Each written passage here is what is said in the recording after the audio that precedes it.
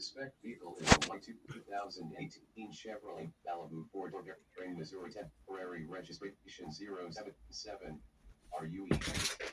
Vehicle slash suspect last seen west on Meyer Boulevard from Olive Street.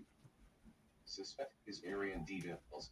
A black male, 36, 6 feet 2 inches tall, 262 pounds, has brown hair and brown eyes.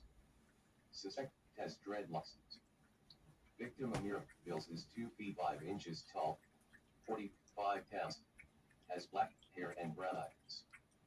Last seen wearing a pink shirt with a unicorn on it, pink jacket, blue jeans, black shoes. Victim has 2 ponytails.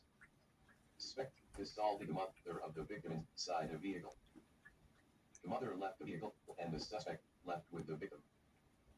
Please call 911 or Kansas City PD at 816-474-8477 if you have any information pertaining to this alert.